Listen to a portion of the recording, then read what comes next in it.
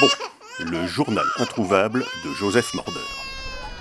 Joseph Morder, le voilà, en train de filmer une coupe de glace en Super 8.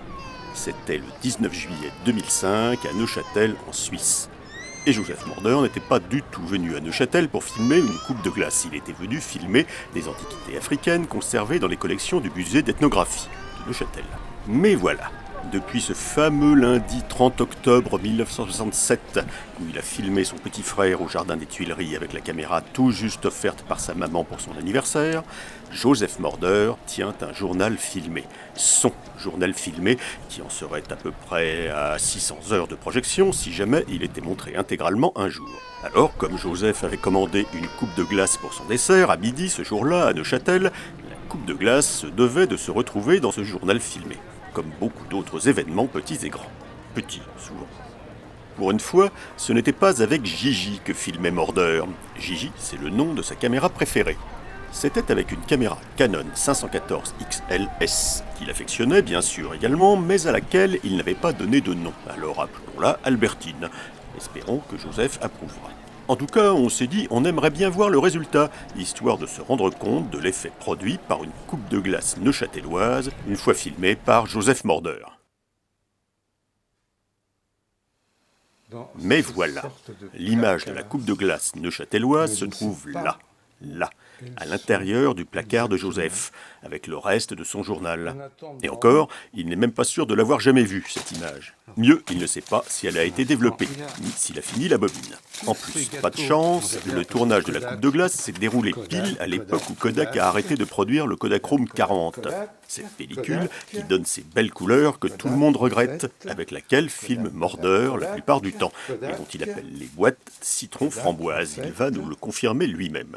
Je l'appelle citron framboise. D'ailleurs, remarquons que la coupe de glace de Neuchâtel était précisément une citron framboise, ce qui ouvre, n'est-ce pas, des perspectives vertigineuses.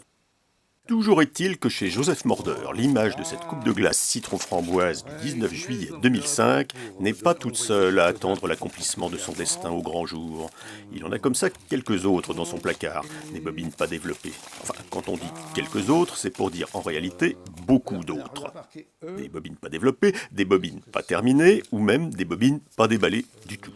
Et nous avons décidé de vous présenter en exclusivité quelques extraits de ce journal introuvable de Joseph Morder. On devrait du reste plutôt dire journal invisible de Joseph Morder, parce que trouvable, finalement, il l'est, puisque le voilà, blotti dans ses mignons petits emballages Kodak. La date de fin de tournage de chaque bobine est toujours précisée. Et nous allons commencer par exemple avec celle-ci, terminée le 31 décembre 2016. Et cela va de soi, on y assiste au réveillon de Joseph, on espère avec des gens qui l'appréciaient. Bonne année Joseph.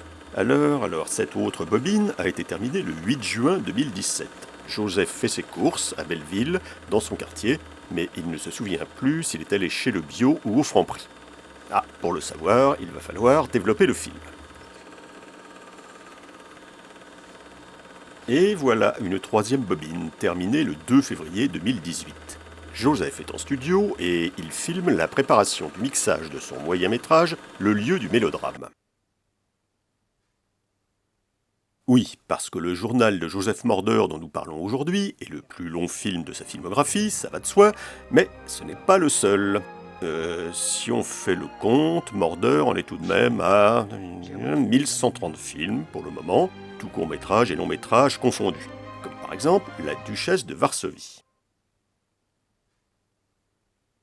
Et le 4 août 2014, il achève l'étalonnage de La Duchesse de Varsovie, comme ce passage de son journal filmé le prouve. Ou plutôt, le prouvera quand cette bobine, elle aussi, sera développée. Alors, 3 juin 2018. Là aussi, Joseph fait ses courses dans son quartier, et il filme le contenu de son panier à commission. Il filme également le chemin qu'il prend pour se rendre à un rendez-vous secret, dont l'unique témoignage se trouve dans cette bobine non développée. Mais de toute façon, un secret, c'est un secret. 26 septembre 2019. Joseph immortalise sur pellicule le rendez-vous de travail qu'il a ce jeudi-là au sujet de l'écriture d'un scénario qui n'a pas été réalisé à ce jour. Nous n'en saurons pas plus. Le 18 décembre 2019, Joseph fait de nouveau quelques courses dans le quartier. Puis il va au café avec une amie. Et là encore, l'identité de l'ami sera révélée par cette bobine quand elle sera développée. Quant à cette bobine-là, elle a été terminée le 7 avril 2020. Comme tout le monde, Joseph est alors confiné depuis 3 semaines, et dans ces quelques mètres de Super 8 se trouve donc le début de son journal de premier confinement. Mais personne n'en connaît le contenu. On sait juste que sa dégustation d'un plat de Spätzle à la brasserie Zimmer au Châtelet 3 jours avant le début du confinement ne s'y trouve pas. Car il en est sûr, il ne l'a pas filmé. Certes, on peut se demander pourquoi Joseph s'obstine à tourner en Super 8 s'il ne développe pas ses bobines. Eh bien, à cela, il répond qu'il aime bien tourner en Super 8. Il est vrai que c'est irréfutable. Et pas uniquement en Kodachrome, en Agfa Movie Chrome, en Ektachrome, en Trix noir et blanc, en fait, en n'importe quoi. Mais nous vous entendons déjà protester que cet épisode de notre chronique est un peu austère, un peu frustrant. Ouais, on n'en voit rien de ce journal de Joseph Morder. Remboursé, remboursé. D'accord, peut-être. Mais attention, remarquez une chose importante. Toutes les images de bobines Super 8 non développées que nous voyons depuis tout à l'heure ont été filmées par Joseph Morder en personne, le 23 août 2021. Et nous le remercions au passage. Et nous pouvons ainsi considérer que ces images font elles aussi partie de son journal. Et voilà ainsi le journal de Joseph qui se mord la queue. Oui, on peut dire ça comme ça. Néanmoins, si vraiment ça ne vous suffit pas et que vous n'avez pas l'occasion d'assister à une des projections marathon de son journal organisées par Morder, bon, c'est vrai que la dernière a eu lieu en 1998, il existe heureusement un moyen de satisfaire votre curiosité. Un film intitulé « Le journal de Joseph M », réalisé par Gérard C., où l'on voit Joseph M. tourner son journal, et avec de vrais morceaux de journal dedans. Attention, voilà, Joseph Morder filmant quelque chose, puis 2 secondes de ce que Joseph Morder a filmé. Joseph Morder filmant quelque chose, 3 secondes de ce que Joseph Morder a filmé. Joseph Morder filmant quelque chose, 6 secondes de ce que Joseph Morder a filmé.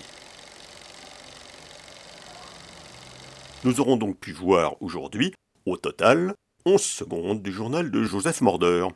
Sur 600 heures, ça nous fait environ une proportion de 1/200 millième. Et bien ma foi, c'est déjà pas mal. Surtout si on rapporte ça aux dimensions de l'univers.